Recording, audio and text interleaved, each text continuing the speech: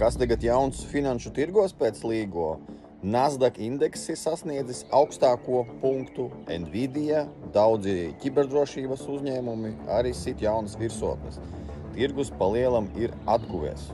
Daudzi nav pievērsuši uzmanību, bet dolārs ir būtiski krities, jo vēl rudenī tas bija pret eiro apmēram 1,02, gandrīz vai vienādi ar eiro. Ja?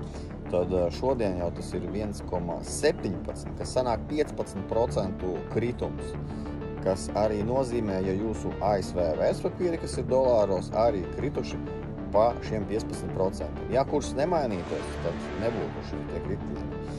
Tas pavisam nesen, pirms pāris gadiem, bija 1,22, kas nozīmē vēl 5% kritums.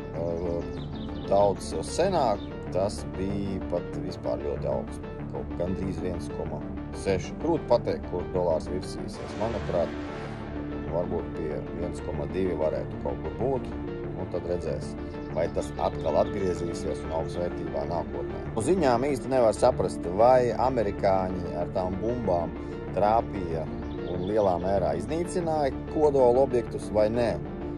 Vieni saka jā, otri saka, ka netrāpīja.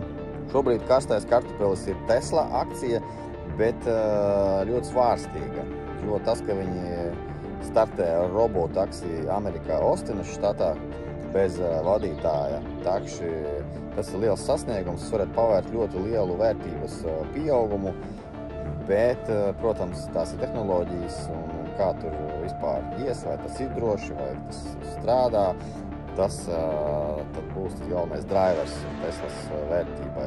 Šāda fenomenāla akciju tirgus atgošanās liecina atkal un atkal par to, kad jāpērk dipi, jāpērk akcijas tad, kad tirgus nokrīt.